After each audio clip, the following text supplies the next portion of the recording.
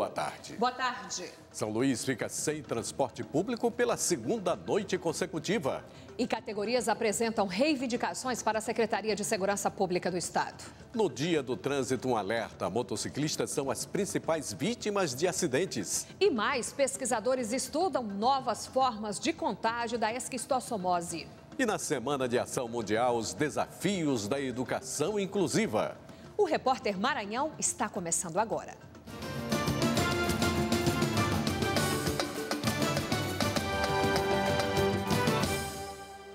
Representantes dos trabalhadores e dos empresários do setor de transporte público em São Luís estiveram reunidos ontem com o secretário municipal de Transportes, Canidé Barros, e com o secretário de Estado da Segurança Pública, Marcos Afonso. As categorias apresentaram uma pauta de reivindicações para que os ônibus voltem a circular normalmente durante a noite. Por medo e em função dos atos de violência ocorridos nos últimos dias, o transporte público na capital do Maranhão paralisou novamente na noite de ontem.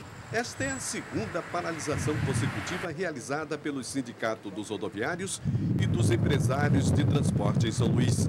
Para que a situação normalize, as categorias exigiram o retorno da Operação Corredor Seguro, presenças de viaturas nos 5 terminais de integração e nas rotatórias que interligam os corredores do transporte público, além da realização de barreiras policiais em todas as avenidas que dão acesso aos bairros da periferia e rondas nos pontos finais das áreas críticas de segurança durante a noite.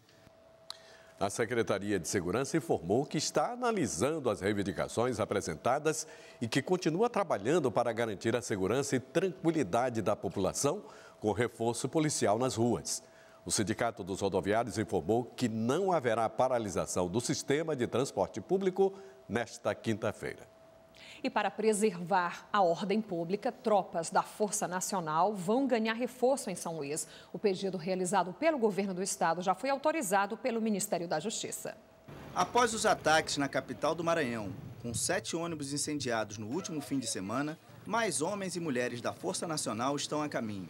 150 membros desta tropa federal já estão no Maranhão desde outubro de 2013 para cuidar das crises nos presídios. Mas desta vez a situação é diferente, como explica a secretária nacional de Segurança Pública, Regina Mica.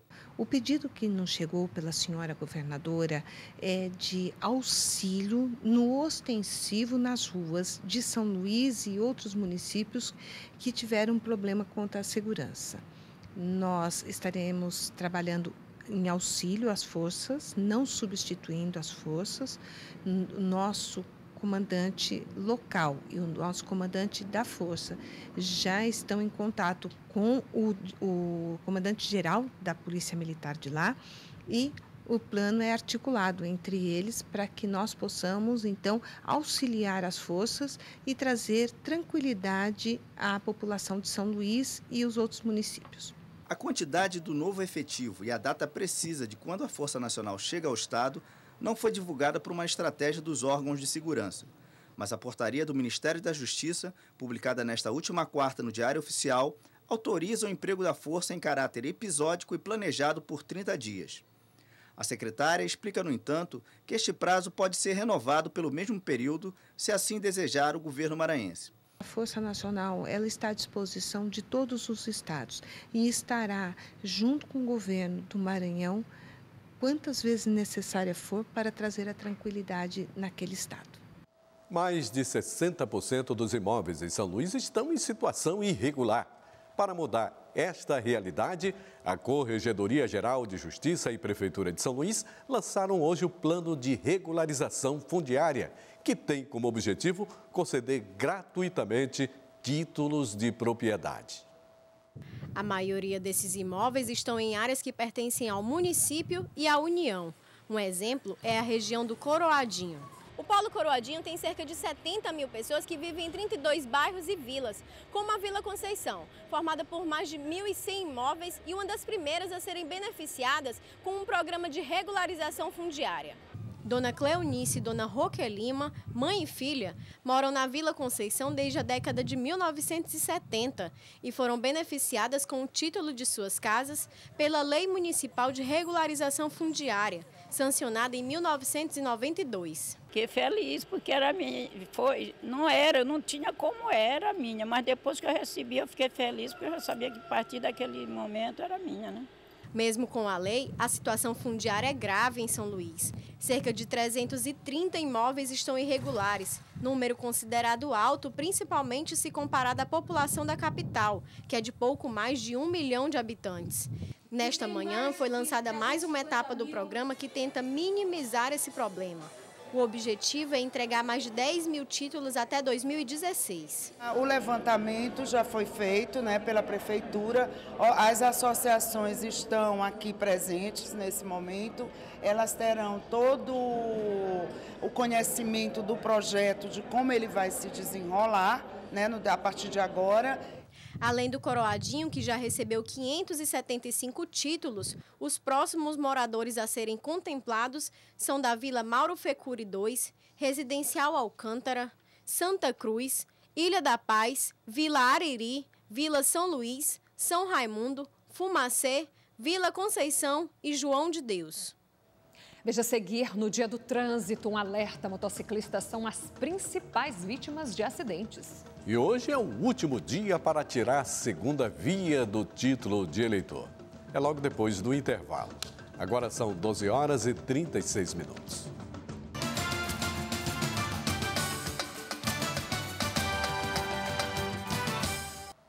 No Dia do Trânsito, autoridades de saúde fazem um alerta. Mais de 70% de todas as ocorrências registradas pelo SAMU no Maranhão envolvem acidentes com motociclistas. Elas não param de se multiplicar. Em 98 eram quase 3 milhões e hoje são mais de 22 milhões de motos nas ruas do país. Os números são da Associação Brasileira de Fabricantes de Motocicletas. A explosão de consumo, no entanto, veio acompanhada por uma escalada de acidentes e óbitos para a saúde pública. Em torno de 80% dos acidentes aqui que chegam, das fraturas, são oriundas de acidente de moto, tá certo? E se você for refinar essa estatística e colocar nos acidentes graves, no qual existe uma mutilação muito grave ou existe algum problema que vai deixar uma sequela importante, aí você pode jogar isso lá para 90%. Segundo a Organização Mundial de Saúde, o Brasil só perde para o Paraguai em acidentes fatais com moto.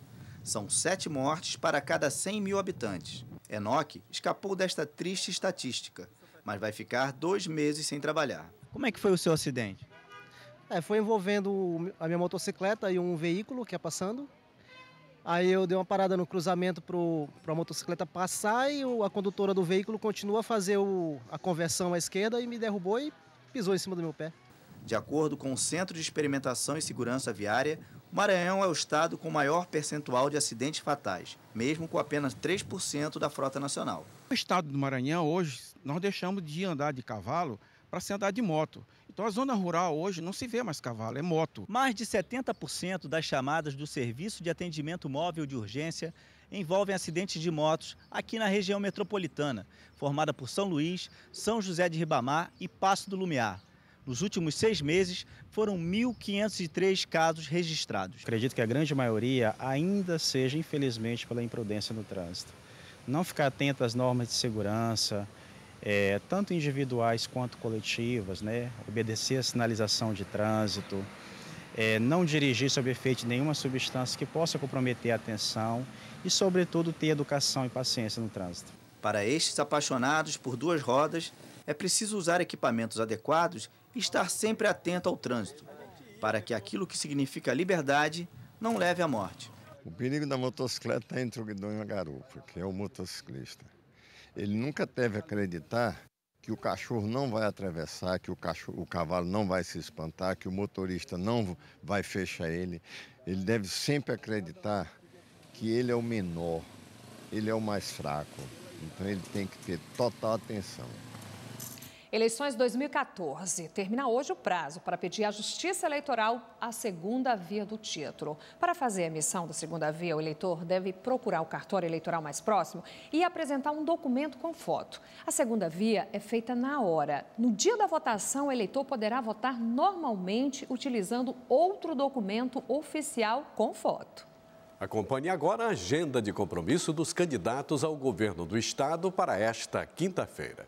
Flávio Dino, da coligação Todos pelo Maranhão, visita Humberto de Campos, Paulino Neves, São Benedito do Rio Preto, Belágua e Urbano Santos. Lobão Filho, da coligação Pra Frente Maranhão, faz carreata em São Benedito do Rio Preto, Mata Roma e Anapurus, e comício em Chapadinha. Luiz Antônio Pedrosa, do PSOL, participa de panfletagem na rotatória do Bacanga, de reunião com comunidade na Raposa e com representantes do movimento LGBT no São Francisco. Saulo Arcângeli, do PSTU, se reúne com a coordenação de campanha.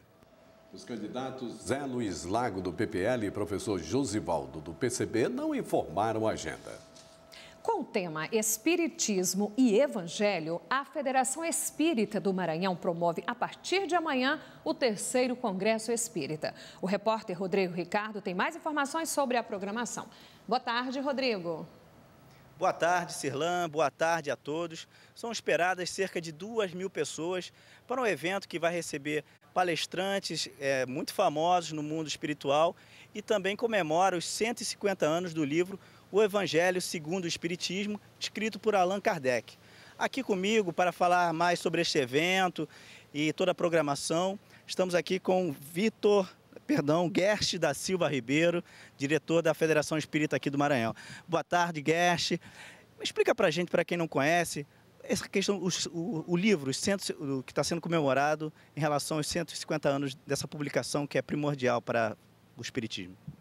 Boa tarde a todos, é um prazer estar aqui participando. Realmente, o tema do nosso congresso, ele é um congresso trianual que nós já fazemos e com bastante sucesso, nós deveremos ter 2.000 pessoas presentes, é Espiritismo e Evangelho. Porque comemora 150 anos da primeira edição de O Evangelho segundo o Espiritismo, um livro compilado por Kardec. Kardec, na verdade, pegou informações vindas da esfera espiritual, informações e comentários a respeito do Evangelho de Jesus. Muita gente diz assim, é a Bíblia espírita. Não, o Espiritismo não tem uma Bíblia. O Evangelho segundo o Espiritismo é um apanhado das máximas morais de Jesus, comentadas, lidas a partir do ponto de vista espírita. E é um livro bastante consolador, bastante esclarecedor.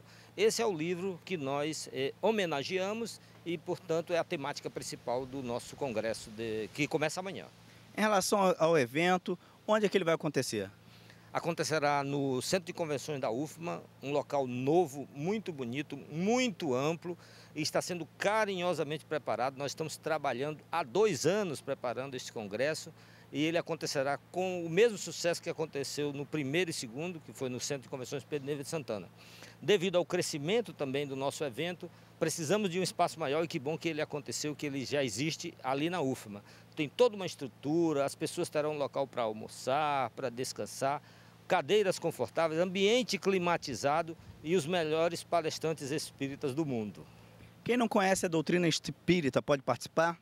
Perfeitamente. O congresso está moldado para falar de temas gerais. O Evangelho, por exemplo, é o tema central. Mas dentro do Evangelho, aquilo que interessa a todos. Então estão todos convidados, tanto que nós teremos essa quantidade tão grande de, não só de espíritas, mas de simpatizantes e pessoas em geral que queiram participar. É só fazer inscrição. Elas acontecerão até amanhã, agora só lá no Centro de Convenções. A pessoa que quiser pode se dirigir até lá e fazer a sua inscrição, receberá imediatamente um kit, um exemplar do Evangelho e tudo necessário para participar do evento. Gerst, qual é o valor das inscrições e ainda dá tempo de fazê-las? É até amanhã, isso? Isso. A inscrição custa R$ 150, tá certo? E ela pode ser feita até amanhã ainda. As pessoas poderão se inscrever lá no Centro de Convenções da UFMA. Uma última pergunta, Gerst. Em relação ao sistema de transporte, em relação a esses últimos eventos que têm ocorrido na cidade, o evento está preparando algum esquema especial? Sim, nós temos uma alternativa. Uma que nós, como pessoas, como cristãos que somos muito solidários e, obviamente, poderemos partilhar nossos automóveis. Mas, principalmente, nós teremos ônibus saindo em 2 horários pela manhã, 8 e às 8h30, do Terminal da Integração da Praia Grande, em direção ao campus da UFMA, lá o Centro de Convenções. E no final de cada dia, de cada jornada, às 8, também ônibus saindo em direção ao Terminal da Praia Grande. Obrigado, Guerche. Lembrando que outras informações podem ser obtidas no site www.femar.org.br ou pelo telefone 3232-9907. Voltamos ao estúdio com Edmilson Filho e Cirlan. Veja no próximo bloco, pesquisadores estudam a transmissão da esquistossomose no Maranhão. E aberta a Semana de Ação Mundial do Direito à Educação Inclusiva. É logo depois do intervalo. Agora são 12h47.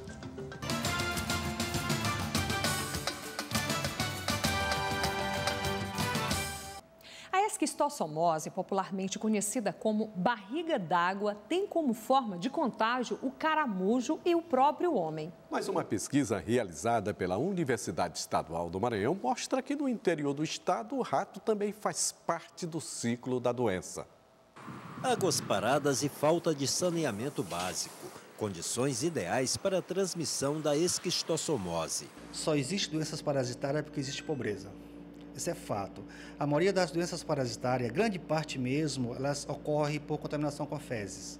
Conhecida também como barriga d'água, a doença é transmitida quando indivíduos contaminados liberam ovos do parasita nas fezes em ambientes de água doce. As larvas ou miracídios procuram hospedeiros intermediários, geralmente os caramujos, para se alojarem. Após essa fase, larvas são liberadas na água, penetram na pele humana e fazem do homem o hospedeiro definitivo. Os sintomas, que podem aparecer 5 semanas após o contato, são vermelhidão, coceira, febre, fraqueza, vômitos e diarreias. O contágio, na maioria dos estados, é realizado por meio do homem mais caramujo. Agora, a pesquisa Esquistossomose na Baixada Ocidental Maranhense, desenvolvida pelo Laboratório de Parasitologia Humana da Universidade Estadual do Maranhão, indica a participação do rato no ciclo. Depois do mapeamento dos caramujos transmissores no município de São Bento, a segunda etapa buscou indicar as plantas mulocicidas, que matam os moluscos. A pesquisa vem sendo desenvolvida em São Luís e no município de São Bento, pertencente à região da Baixada Ocidental Maranhense. Nessa terceira etapa, comprovou que, de fato, o rato do alagado faz parte do ciclo silvestre da esquistossomose no Maranhão.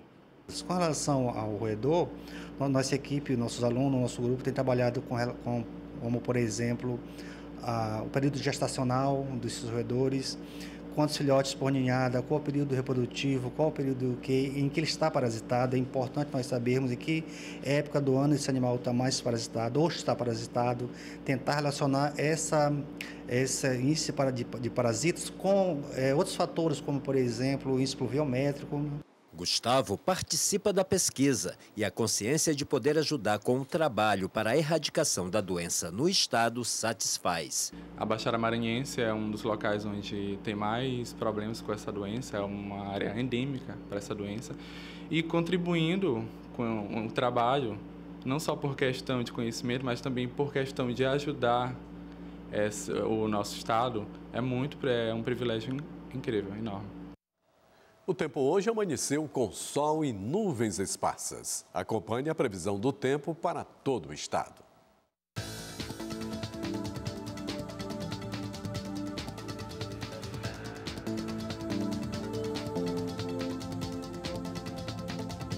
Em São Luís, sol e aumento de nuvens e pancadas de chuva no decorrer do período, mínima de 25 e máxima de 32 graus. Na cidade de Imperatriz, a previsão é de sol e nebulosidade com pancadas de chuva, mínima de 21 e máxima de 37 graus. A previsão para Caxias é de sol e pouca nebulosidade e não chove, mínima de 23 e máxima de 37 graus. Já em Balsas, o dia é de sol com aumento de nuvens e pancadas de chuva, mínima de 21 e máxima de 36 graus. Para comemorar o Dia Internacional do Farmacêutico, os profissionais realizam em todo o país atendimento de saúde gratuito à população. A repórter Tatiane Costa mostra como está sendo realizada a ação em São Luís. O objetivo da ação é informar a população sobre a importância da prevenção, acompanhamento e controle de doenças crônicas, como diabetes e a hipertensão arterial. Aqui, o visitante recebe orientações sobre os perigos da automedicação e sobre a forma correta de conservação dos medicamentos. O evento acontece logo após a aprovação da nova lei da farmácia, que confirma a obrigatoriedade do farmacêutico em farmácias e drogarias. O evento acontece até às 4 horas da tarde. Tatiane Costa para o Repórter Maranhão. O desafio é alcançar a inserção de crianças e adolescentes portadores de deficiência é um dos objetivos da Semana de Ação Mundial pelo Direito à Educação Inclusiva.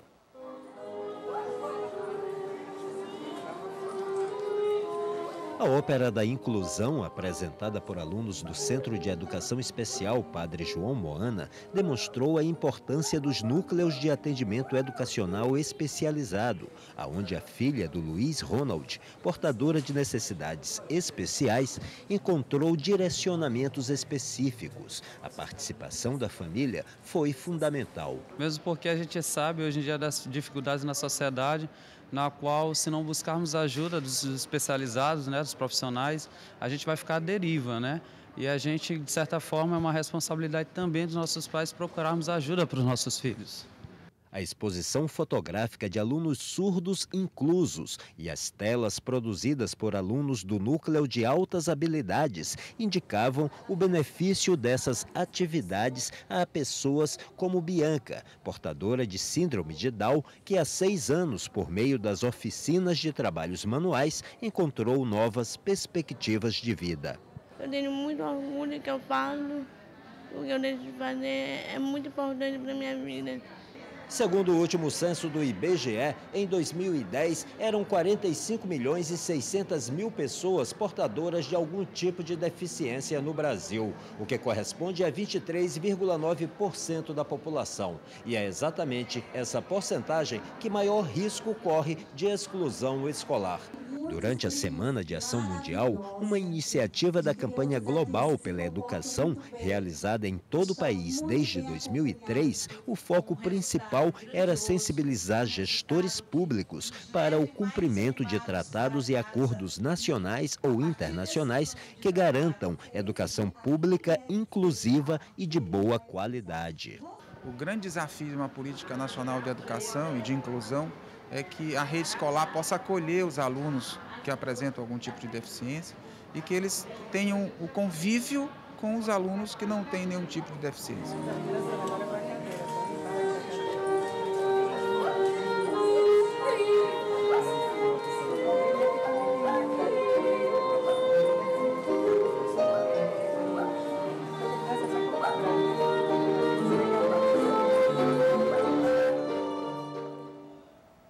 O Repórter Maranhão fica por aqui. As reportagens desta edição você pode rever no site da TV Brasil, tvbrasil.abc.com.br/Repórter Maranhão. Você terá mais notícias às 9h20 da noite no Repórter Brasil. Boa tarde e até amanhã. Boa tarde.